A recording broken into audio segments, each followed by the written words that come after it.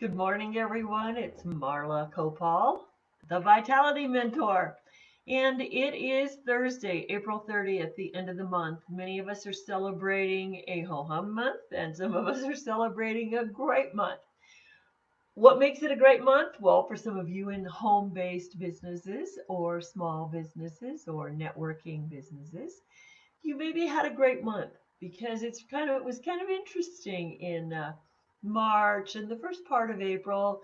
I think people just felt like, well, what's going to happen? What should I do?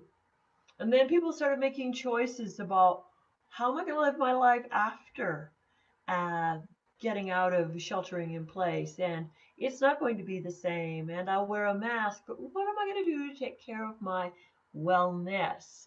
So, well care has been a focus for many the whole time, and well care has been a great focus in the last few weeks.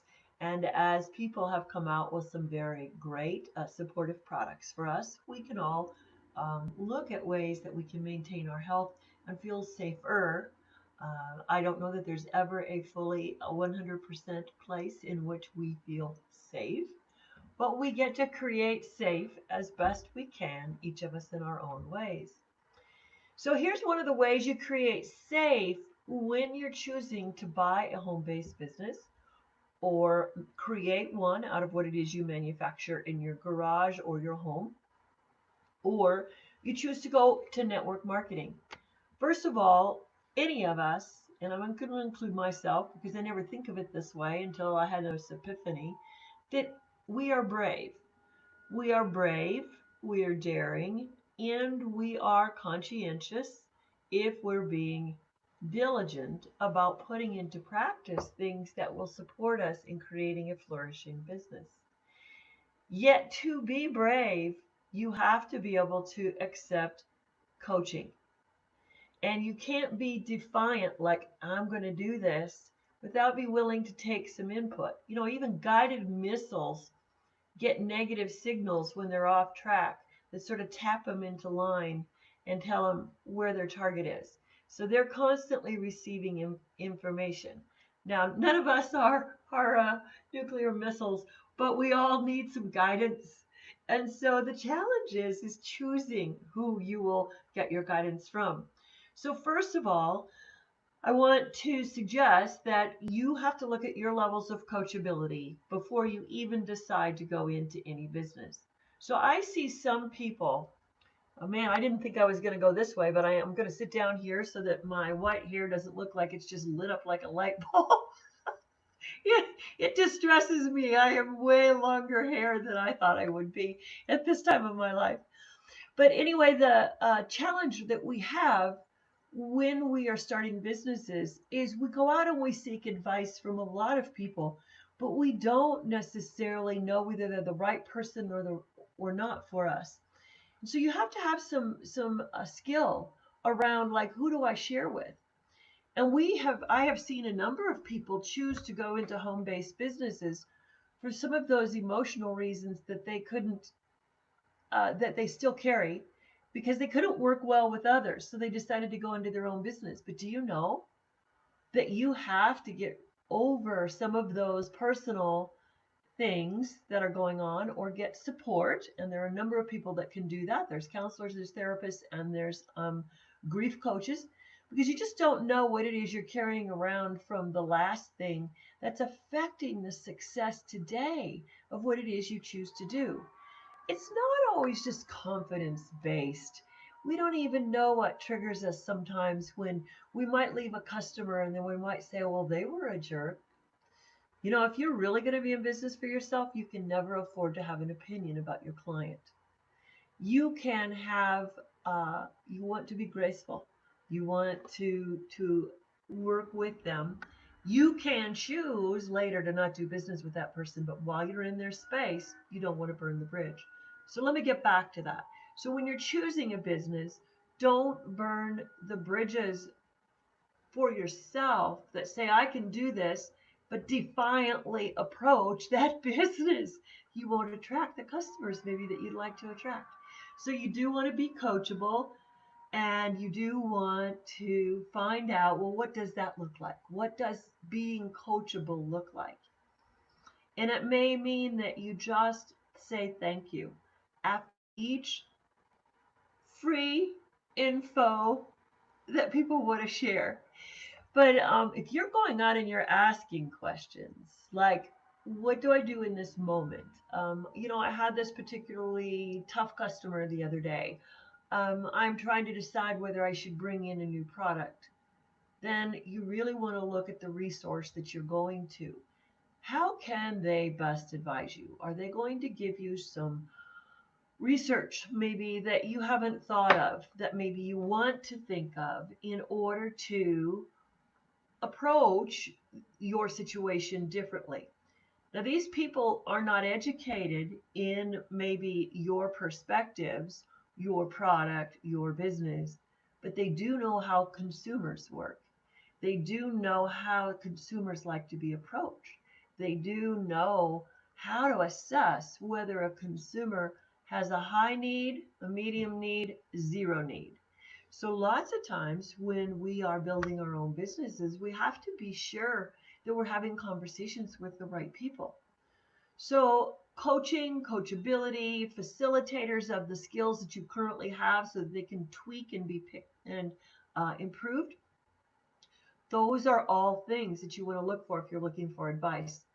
But don't go to your neighbor looking for advice, because you may not like more advice than you seek or more advice than you use. If you're seeking it, be sure you know how to qualify the advice you really, really want. If somebody's advice is going to take you beyond your comfort zone, well, then you really need to look at, if I want to build, do I need to go beyond my comfort zone? So I've stretched beyond many comfort zones many times in my life. Um, and just because it was uncomfortable, I have to tell you, the true measure of success is you don't die if you try something new. And so if you feel you have potential, you know you have potential, then it's time to talk with someone who can be neutral, but listen to where you are and listen to the gaps that you have in your thinking or your processes. And then that may be all you need to do to propel yourself into your proper choice for a business. So, for instance, I retail a fair amount of my product, but I don't always want to do that. So, with the current environment, the thought I had had in the back of my head that, well, how could I develop a better online approach to meet people? I know I have something people need, so I just need to connect better. And I worked on all the things, which included phone calls, which included a few more just, you know, sending messages back to everybody, checking in on people where I could read their Facebook posts and they were having a bad day. And it never turned into a presentation call. But I was just familiar with them enough that if they ever got to thinking about what is it Marla does, or they knew, then there was a better connection. And maybe they came back at me later, or maybe they didn't. Maybe they just read one of my articles and posted a positive thing. Whatever it is, it's all a build. So the challenge when you have a small business is to give yourself the grace to build. You have to build. So what you do today is going to pay off in 3 to 6 months, possibly, and some of you a year. I mean, I've actually worked with people for a year sometimes before something kicks in. They're ready to either do more activity in their business, or they're ready to participate with me just as a consumer. So the challenge we have is we can set all these monetary goals. But my recommendation to you is, if you want to build a small business, first you have to find something that you very, very clearly resonate with. You're inspired every day you get up. If you're not inspired with what it is you are marketing, then that's probably not the product for you. If you chose your business because you said, I can do this, that's not the reason to be there either. So, there's a lot of reassessment going on out in the world today. And so I'm available for those reassessment conversations so that you can decide, hey, is now the time to make a change? Or is it time to start implementing new processes, new behaviors, new skills so that I can make a change when I'm ready? So, whatever it is, I invite you to have conversations with people who have weathered storms before. I've built 3 businesses and I'm building my fourth, and I love it. It's just what I like to do. So, when people like this, we have a few assessment skills. You want to talk to us, you want to find out, like, do I need a path? Do I want a path? And what brought this up partially today was I'm reading people who are still articles in the newspaper where people are still frustrated with their employers not providing safety. Ultimately, we all have to put on our own oxygen mask and take care of ourselves first, then we can take care of those around us. So to wait sometimes for somebody else to take care of you is enough of a, and they can't do it. That's enough of a momentum to start seeking what is it you are capable of? And is it time for a home-based business? And if it's been a dream, then meet with someone who can help you check out, is this an implementable dream? I don't recommend anybody buy a business just on a dream or get into setting a new business up just on a dream. You have to have an implementation plan. And I've always had implementation plans. They create very easily for me.